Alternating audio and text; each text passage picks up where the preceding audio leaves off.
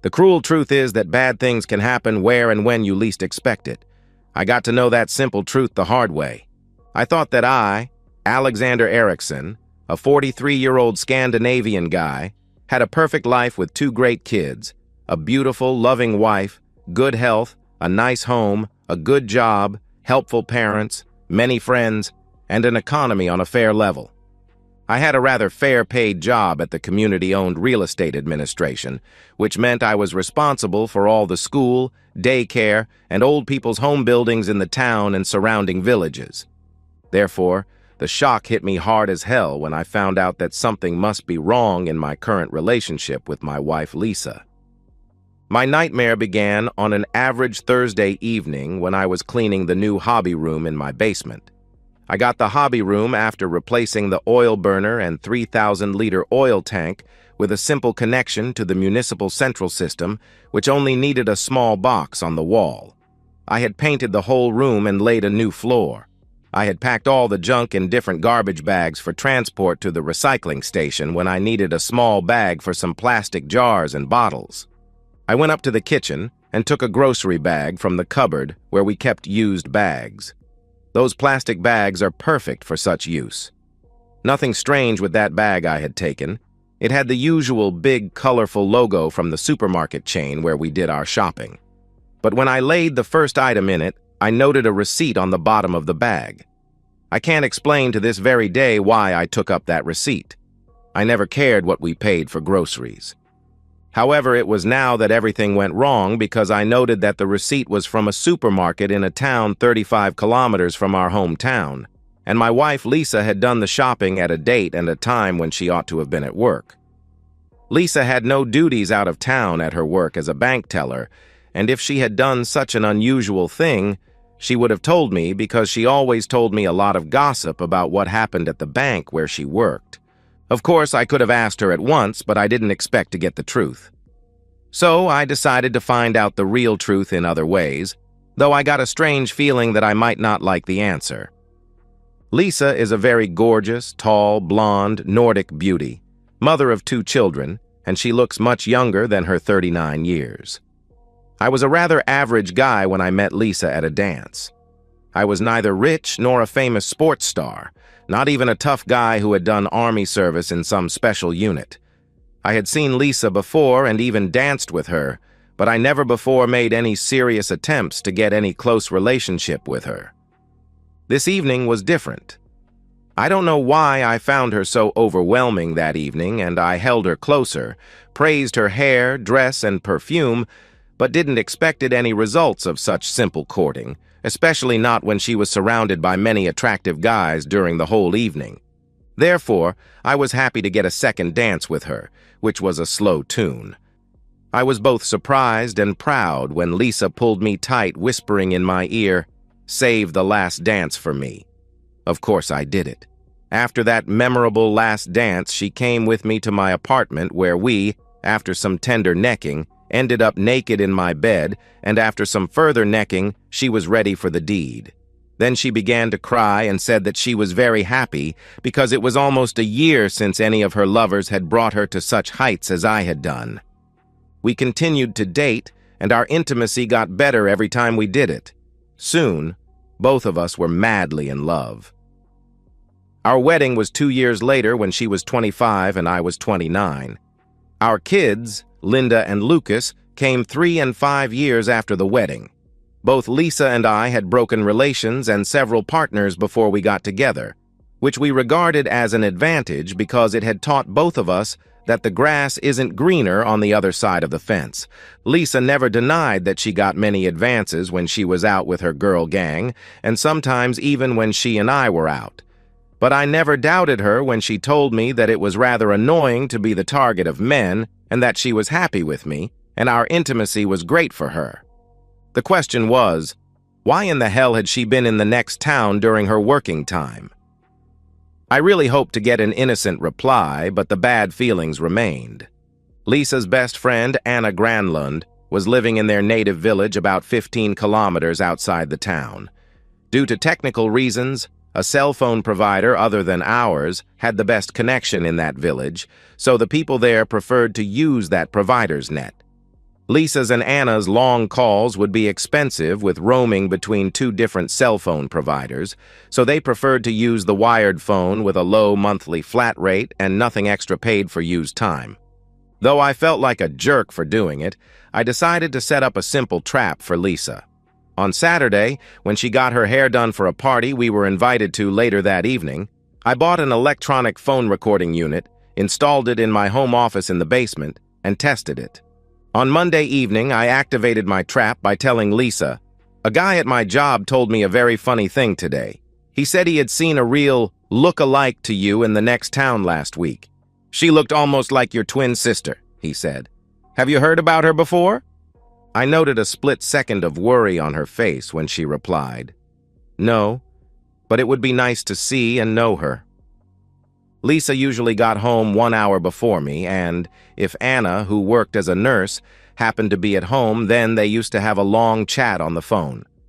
Tuesday after work, I pretended to have some work to do at home, which happened now and then, and went to my home office to listen to the recorder. After some uninteresting mumbo-jumbo, Lisa went straight to the point. "Alexander almost scared the hell out of me yesterday when he told me about some guy who had seen me in the next town and thought that I was Lisa's look-alike, just like a twin sister." Anna: "Oh my God, what did you say?" Lisa: "It would be fun to see her." Anna: "You dared to do that? Did he even mention your twin sister's husband?" Lisa: "No, but I must be much more careful the next time, maybe have a wig or something like that. You have an old black wig, haven't you?" Anna: "Yes, I have. We can begin to use that. By the way, have you booked any next time yet?" Lisa: "We're looking forward to next week, but it depends if Douglas can be off from his work after lunch that day. He is very busy, you know. How about you? You have the nest booked tomorrow, haven't you?" Anna: "Yes, I have. And I'm really looking forward to it." Lisa: "What silly women we are." Anna: "Yes, we are indeed." Lisa: "But why should we say no thanks to some exciting bonus intimacy as long as we don't hurt our husbands?"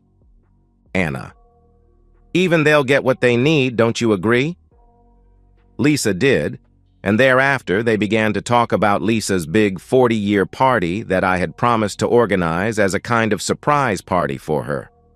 I would have preferred to have taken a hard hit with a baseball bat than listen to that phone call, which without any doubt meant serious problems for all of us in my family. It would be worse for our innocent children who probably would be living in some kind of shared custody in the future. When I got over the shock, I decided that her big party would be quite different from what she expected. One thing was for sure. Both Lisa and Anna had lovers whom they met in some kind of nest in the next town. Lisa did it with some Douglas, which is a rather unusual name in this country, most common in noble families. Tracing this Douglas would be my first goal. An extended search of the phone register on the web gave me only 2 people named Douglas in our town and the surrounding villages. A subscription to and a search in the half-legal credit register on the net was well-used money for getting further information about these 2 men. It told me that one of them was a 67-year-old retired school teacher, and I regarded him to be out of question as a lover for Lisa. The other one, a Douglas Lindbergh, was much more interesting. He was a 34-year-old technical engineer, married, and had 2 children. My only doubt about this guy was that I also found a 31-year-old Douglas in the next town. My next step was writing a letter to Anna's husband, Robin.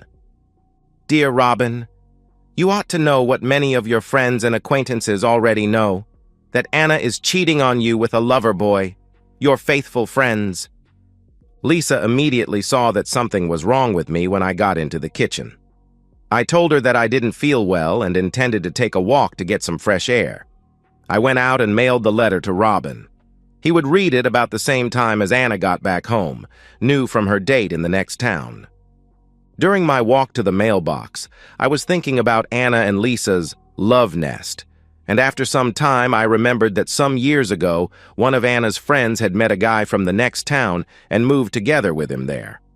That was a clue to follow because I had a slight memory that her name was something like Helene, Helena, or Helen. The next day, I canceled my booking of the inn where I had intended to have Lisa's big birthday party. I even canceled my booking of the popular dance band that was expected to play at the party. I took a long lunch break and went home, looked in Lisa's albums, and found several pictures of the girl who had left for the next town. Her full name, Helene Silverstein, was written under one of the pictures. My search of the online phone register gave me the phone number and addresses of Elvin Anderson and Helene Silverstein Anderson. I looked forward to hearing if Anna had told Lisa some gossip about the date with her lover and if Robin had asked her any questions about the news he got in my letter. When Lisa went to her aerobics, I immediately went to my home office and listened to the recording. Anna was obviously very proud about her cheating because she bragged about it, saying, "It was the best intimacy I've had in years."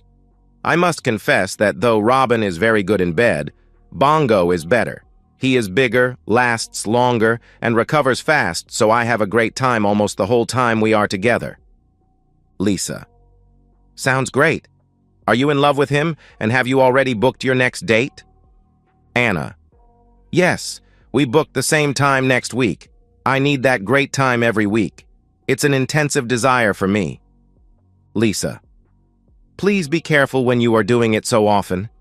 I'm still a bit scared about the look-alike story Alexander told me about, and I have begun to have a strange feeling that he suspects something. He is so different since he asked about that look-alike. Sometimes I even suspect that he knows it was I, myself, who was there. Anna: I promise to dump Bongo when I get enough of him. What about Alexander and you? Are you two still doing it as usual? Lisa: No, we haven't done it in a long time. Not since before my period. We had no intimacy the last weekend, and I've got a feeling that Alexander was avoiding me. The truth is that I haven't had any intimacy since I did it with Douglas last Tuesday. Anna: Men can act that way sometimes, but be careful and pretend to be his loving wife even when you are dreaming about Douglas. Lisa: I don't need to pretend. I am his loving wife. Anna: But he would kick your back and call you a cheating woman if he knew what you do with Douglas. Lisa: He will never know because he is sure that I'm a faithful, loving wife. Both of them laughed at that comment, which I didn't find funny at all. There was no more about their cheating in that chat. Robin had obviously not taken any immediate action after reading my letter. I wrote a new letter to him. Dear friend, it is my duty to tell you that Frederick Bongo Anderson is bragging that your wife Anna is the best woman he ever had on the side. He did it again yesterday. I used a different envelope this time and told my children that I had to buy a magazine. I went out, mailed the letter to his job, bought my magazine, and was back home before Lisa. Later that evening, when Lisa and I were sitting in the living room, I asked her, I've been thinking about your look-alike and have plans for her. Do you have any connections with that Helene something who moved to the next town some years ago? Lisa looked scared for a second before she replied. No, not at all. I haven't seen her in years. I don't even know her married name. What do you want with Helene? If she lives in the same town as your look-alike, she ought to have seen her and probably even knows her, I asked. Why your big interest in that look-alike? Am I not enough for you? Do you want two of us? Just wait and see, it'll be a surprise, I replied. Nothing more was said about it that evening. I gave a silent prayer that Lisa would use our wired phone when she called Helene the next day, and that Robin would ask Anna some questions. The next day should be interesting. It really was. I rang Helene from my job just before I went home, and I was sure that Lisa had talked with her already because Helene didn't know anything about Lisa or any look-alike.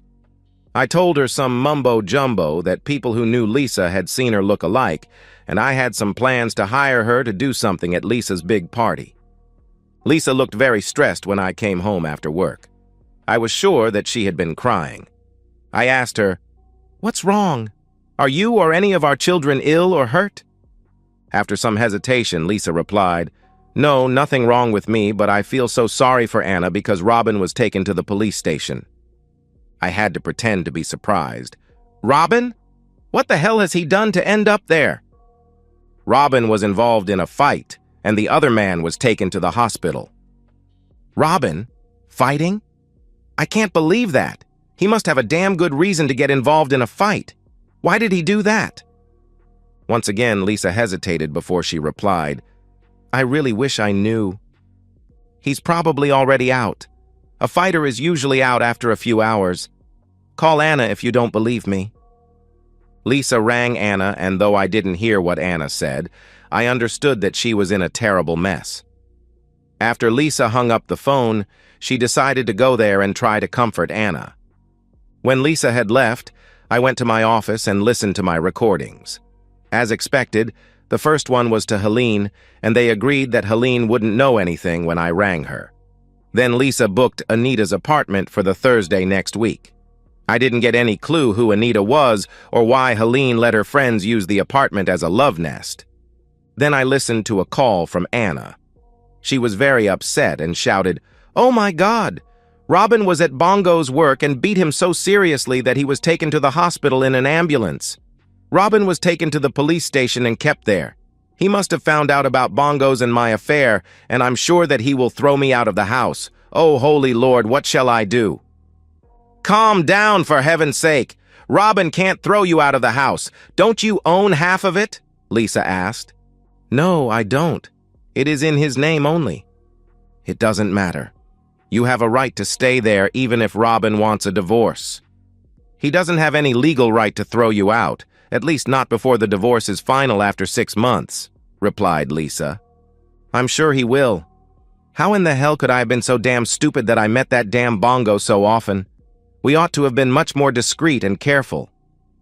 He was good at that, and you enjoyed it very much, didn't you? Lisa asked. Yes, I did. But I'll cut his balls off, he has been bragging about it. We forgot the golden rule for cheating. Never do it with people in your small hometown. What shall we do? I've already booked the apartment for a date next Thursday, Lisa asked. Go for it and have a memorable time and let him have that back of yours he has been begging for. But let that date be the last time with him, at least for a while until Robin stops raising hell about Bongo. You better put Douglas on a shelf and become Alexander's faithful wife again. I'm sure that Robin still loves me and will forgive me when he has calmed down after his shock. I love him very much and will obey all his conditions to save the marriage. Bongo was a good time, but I would never want to live together with him. The last call from Anna before Lisa went to see her didn't give much new information. Robin had rang Anna and told her that he would spend the night at his parents' house and expected Anna's cheating back to be out of his house the next day. Then Lisa rang me from Anna's home and asked me if Anna could stay in our spare room for a few days until she found something of her own. I demanded to know the reason why Robin threw her out of their house, and Lisa replied, I don't know. Ask her for heaven's sake. Anna doesn't want to tell me, she replied. In that case, she can stay where she is. Do you refuse to help my best friend when she is in trouble? She asked. I do, I replied. Wait a minute, I'll ask her again. Lisa came back after a minute of silence and said, Robin found out that Anna had an affair and cheated on him. I replied, what a shameless woman. My answer is still no. I will never accept any cheating woman in my home. Never in hell. Lisa got angry and shouted, It's my home too, and if Anna has to go to a hotel, then I'm going with her. It is up to you, I replied. You don't care if I do that? She asked. Not in this case. I hate cheating women, and I will never help a damn woman who has cheated on her husband, period. Lisa hung up the phone. That call must have given her a bad feeling about what would happen to her if or when I found out about her own cheating. However, she was back at home 2 hours later and went to bed with some angry comments to me. I didn't care. The next day was Friday, and after work, Lisa told me that she would spend the evening out with Anna, who was now living in her retired parents' small 2-room apartment. I told her, Today I heard a funny story about some Douglas Lindberg. Have you heard about him? Lisa looked afraid before she replied, No, not as I can remember. What is he famous for? Meeting cheating women. The gossip says that he's been out with a woman who gave him gonorrhea, and he gave it to his wife. He ought to know the old saying, cheating doesn't pay. Don't you think that your friend Anna might agree with that saying? It was a pale Lisa who shouted at me, "You and your damn gossip, don't you ever work in the town hall?" She left about 7:30 and didn't reply when I told her, "Have a pleasant evening." I didn't believe that either Lisa or Anna was in the right mood for a jolly good evening or any further cheating for the time being, and why should I care now that my marriage was beyond any chance to survive? Lisa was back home slightly after 12. I was in bed but hadn't fallen asleep. She didn't say much but gave me many strange looks as if she expected me to say something important. She had obviously been in some kind of connection with Douglas during the evening, and, as expected, he must have denied everything I had accused him of. It was just after my whole family had finished our breakfast on Saturday morning when the phone rang. I took it and got a real surprise because the caller introduced himself as Douglas Lindberg and asked me, "Are you Alexander Erickson?" "Yes, I am, and I know very well who you are, Douglas Lindberg." Our kids had left the kitchen, but Lisa turned ashen gray when she heard it was Douglas who was calling me. Douglas continued, "You are defaming me and my wife with false slander. I'm going to call my lawyer the first thing Monday morning. Why in the hell are you doing that to us?" "Because you, damn jerk, are meeting with my wife. What you call slander was only a simple trap to have Lisa point out her lover. Now I know who you are, and you can be sure that you will pay a high price for what you have done." "You can't be sane," he answered. "It doesn't matter what I am. Do you have a spare room for Lisa in your house?" I asked. Douglas preferred to hang up instead of trying to solve Lisa's problems. Lisa was crying loudly and rushed to our bedroom. I had seen that Douglas had called me from his cell phone, so I dialed his home phone and a female voice replied, "Annalie Lindberg." "Good morning, Annalie. My name is Alexander Erickson, and I regret to say that I have bad news about your husband, Douglas. I found out that he is having an affair with my wife, Lisa. They meet in some love nest in the next town." "Oh my God, are you sure?" she asked. "I regret to say, yes, I am. Could you please tell me where I can find that bastard you are married to?" "Good heaven, what do you intend to do with him?" she asked. "Not much. Only castrate him." "No, you don't. You better calm down for a while. I can see your number on my display and I'll call you later. Please don't do anything stupid. Things are already bad as they are." We ended the call, but the phone rang again a few minutes later. This time it was Lisa's mom who wanted to know about my plans for Lisa's birthday party. I told her the truth. "I don't have any plans for Lisa's party." "You don't have any plans? Haven't you promised to take care of everything for that party?" "That's right," I replied. She shouted, "And are you telling me that you still don't have made any plans for Lisa's party?" "I had made great plans, but they are canceled now, and I'm not involved in that party any longer." "That's no surprise. You can't do anything properly. Who is responsible for that party now?" "Don't ask me. I won't be invited to that damn party because Lisa and I are going to split up," I replied. "Are you insane? Poor Lisa. What have you done to my girl?" she asked. "It is better that ask your poor Lisa what she and Douglas Lindberg did naked in a bed." Lisa's mother began shouting hysterically, so I ended the call, saying that nothing could stop the divorce. A few minutes later, Lisa's father rang me and begged me to forgive Lisa. I told him that I would never accept a cheating wife, and Lisa's cheating had terminated our marriage. The next caller was Anna. I told her, "Good news for you, Anna. Lisa and I shall split up, and from now on you two women are free to meet all the jerks you can find. Pleasant good times waiting in the future, isn't it, Anna?" Anna didn't want to have any further talk about her future with me. She hung up. Lisa came out of the bedroom and asked me to take the kids out for lunch in town, which I accepted. Then she asked, "How long have you known?" "Since I found a receipt from a next-town supermarket in a shopping bag, and I noted that you had taken time off from your job to go there." I didn't believe that shopping at that supermarket was the main reason for your trip. However, I decided to give you a fair chance to tell me the truth about what you did there. That's why I invented the mumbo-jumbo about a friend of mine seeing your look-alike in the next town. The fear on your face told me that something was very much wrong.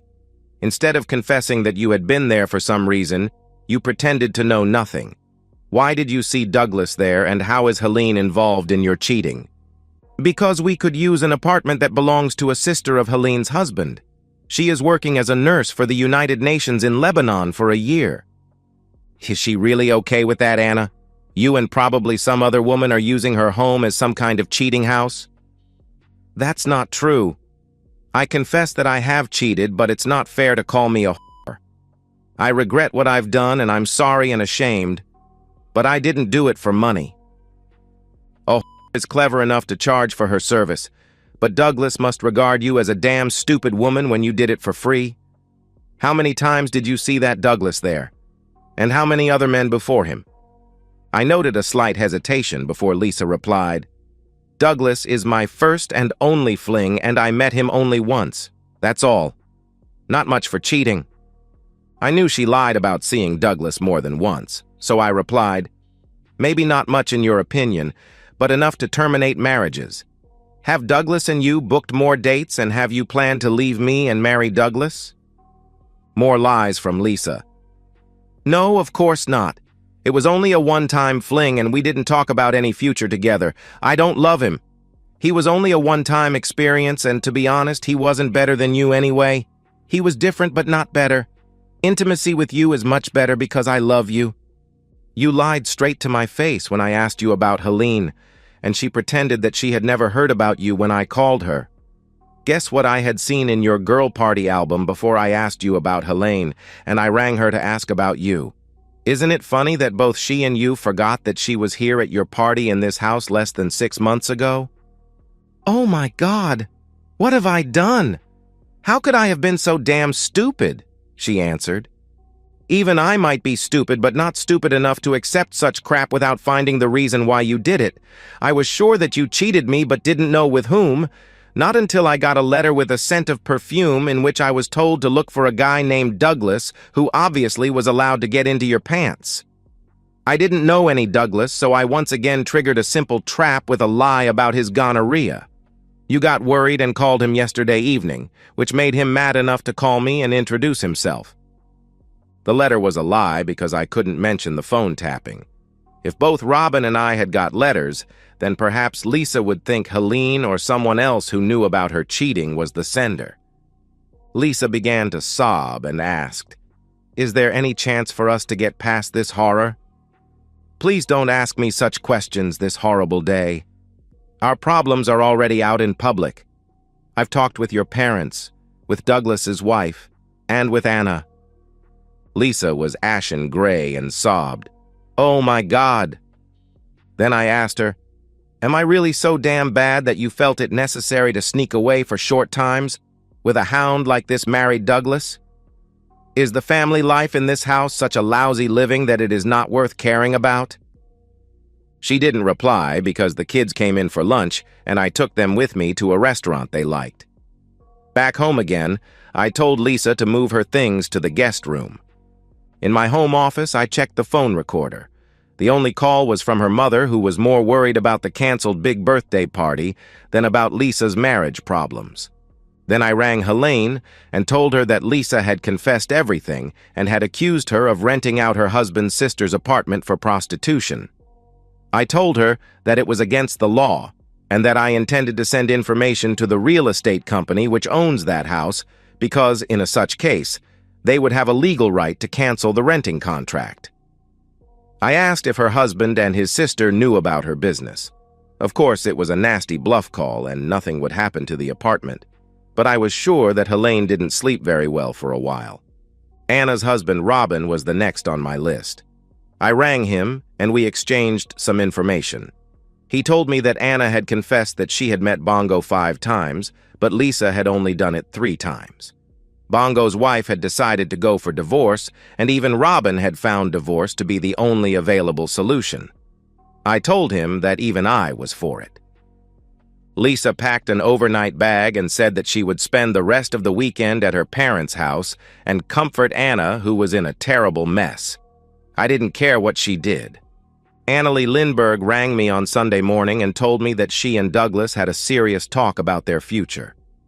Annalie had found out that Lisa wasn't his only cheating, which had made her decide to divorce him. After she told him her decision, he acted like a lunatic and destroyed an almost new 50-inch flat HD TV and some furniture.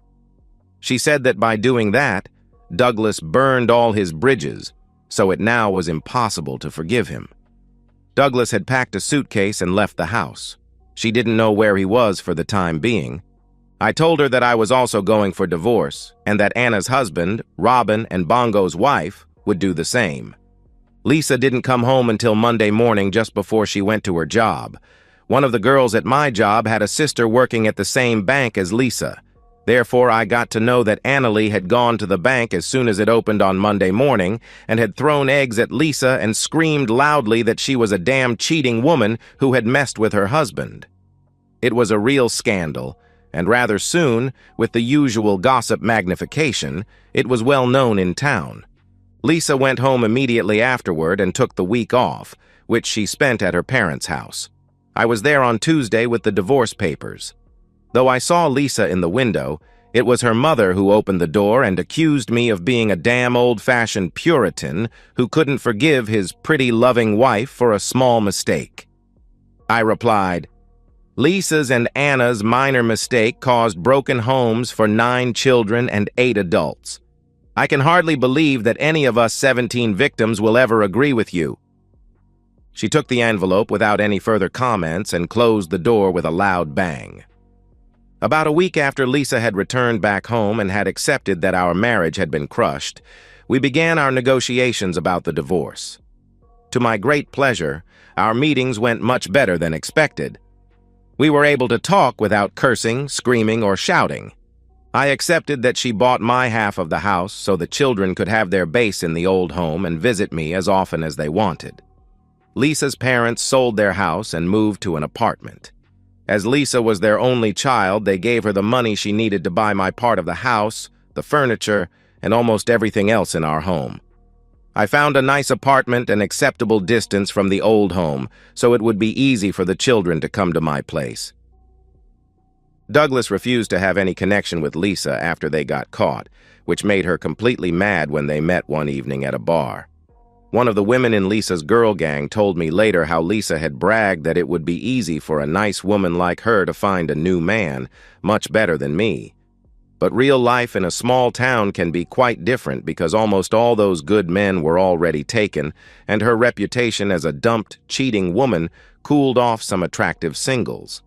Of course, they didn't say no thanks to one-night fling now and then, but that wasn't what Lisa wanted. Of course, an attractive woman like Lisa will, sooner or later, find a man on a social level that she can accept. But it must have been a surprise for her that there was not a line of attractive men waiting for her. Lisa and Anna's friendship ended after a quarrel about a man they both had wanted. Anna had won, and Lisa had turned into a bad loser, accusing Anna of being a damn cheating woman who had caused her bad luck by persuading her to begin cheating and lose her loving husband. Anna got furious, rang me, and told the whole story about how they met Bongo and Douglas during one of their girl nights out. She even told me that, before the affair with Douglas, Lisa and she had a one-night three-way with one of the doctors at her job, and that had happened in my bed when I was away at a conference. After a short time, Anna left town for a job at the bigger county capital hospital, where she rather soon was dating a doctor. Even Douglas had found greener grass plus a new job and left the town. I used to help his ex-wife Annalie with some matters in her house, but only as a friend. The big party I had planned for Lisa's birthday was reduced to a family affair with our children, Lisa, her parents, and 2 cousins with spouses and children.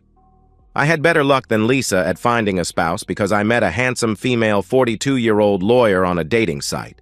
She had dumped her cheating husband, and at first, we only shared our experiences of cheating spouses. But, rather soon, we agreed to meet in real life and found out that we had good times together and now we have begun talking seriously about a future together. An old lawyer in my hometown is planning to retire, and my lawyer girlfriend has decided to buy his firm.